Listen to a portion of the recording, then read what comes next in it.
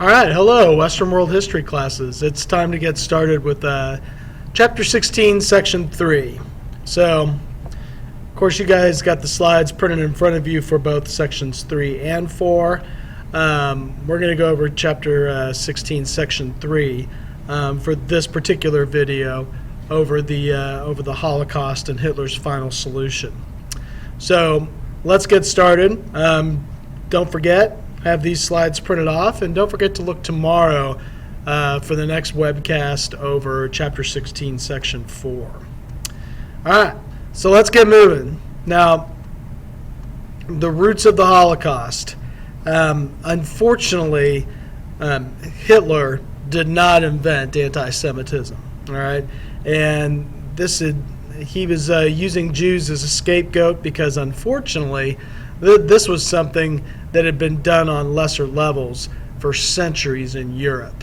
Whether we're talking about England or Spain, countries that actually banned Jews from living in their country for a couple hundred years each, or even just scandalous anti-Semitism like the Dreyfus Affair in France.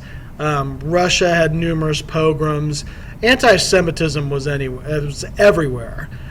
He just simply kind of tapped into that sentiment in his own country, and it made it easier for him to spread his lies and be able to get started on his atrocities.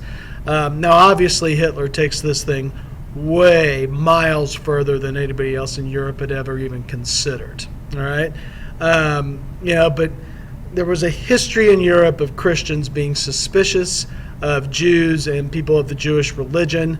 A lot of it had to do with things that started in the Middle Ages. For example, it used to be a sin in Christianity to lend money. So the only people that could fill the jobs of banking, which was very important for kind of financial development of a country, was for somebody non-Christian to be the bankers. That happened to be Jewish people, and banking turned out to be a very lucrative business. Anytime you're in a country where the minorities are making more money than the majority peoples, there tends to be hard feelings and suspicion. All right, and Hitler grew up getting a full dose of these anti-Semitic attitudes that were going around Europe, particularly Central Europe, and Hitler grew up in Austria, and he kind of built a political scapegoat philosophy around it. Now, as Hitler becomes chancellor after 1933, targeting Jews in Germany becomes not just a cultural thing, it becomes government policy. So 1935, the Nazis passed what are called the Nuremberg Laws. And really, we get into a whole anti-Semitic actions not only permitted, but they're kind of the legal standard of the land. So for Jews, it meant German citizenship was revoked. Intermarriages were monitored and made illegal. And only certain jobs, low-paying, menial labor jobs could be had in Germany. If you owned a business, it was probably going to be taken from you over the next couple of years. And we had organized pogroms by the government. Kristallnacht in 1938 is the most famous. It was actually a murder of a Nazi official in Switzerland by a Jew who felt his brother was being abused by the government in Germany. And he was arrested. When he was arrested and brought back to Germany, the Nazis in retribution targeted the entire Jewish community in Germany.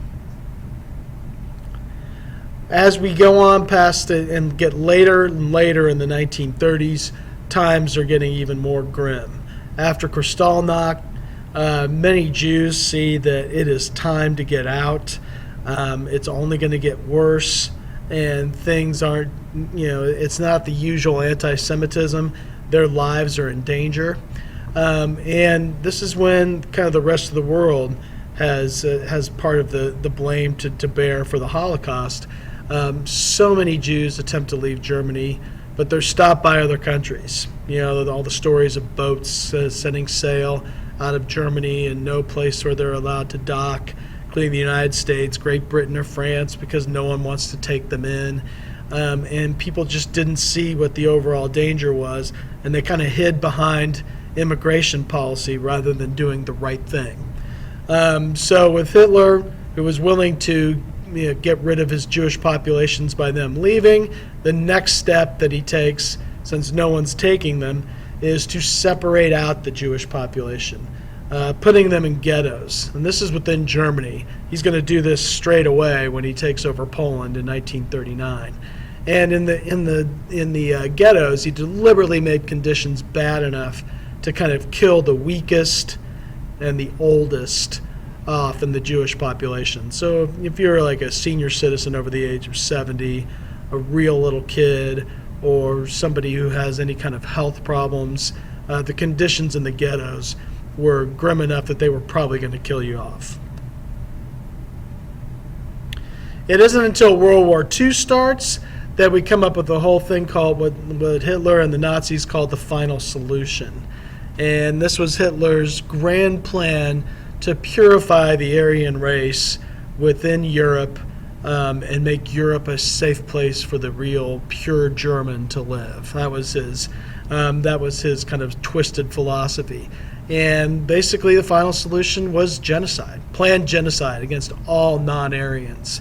The focus was against the Jews, but also it included the Roma, or what we would call gypsies, the Poles, Russians, the insane, homosexuals, and then of course Jews. So it included a broad portion of people, but the first part of the final solution was strictly against the Jews. They were going to worry about the other groups later when they won the war. Death camps were set up all through occupied areas. This took some time. It was a good probably 3 years into the war before you had finished what they called death camps. You had concentration camps that also did Holocaust-type activities, but they weren't as, what's the word I can use? They weren't as efficient at it. That was what the death camps were designed to do. The Holocaust killings at first, they started out with German soldiers capturing Jews in occupied areas, shooting them and burying them, and that was proving to be what the Nazis felt was too inefficient. So they set up these death camps with all the horror stories that you have heard about, taking them into the camps, setting up the gassing of mass numbers of people by telling them they're going into a shower room, and then the huge crematoriums right there beside the prisoner dorms. So all the victims were put through the quote-unquote showers, which were designed to gas the victims. And these camps were designed to kill 6,000 people per day per camp. A pretty chilling stat.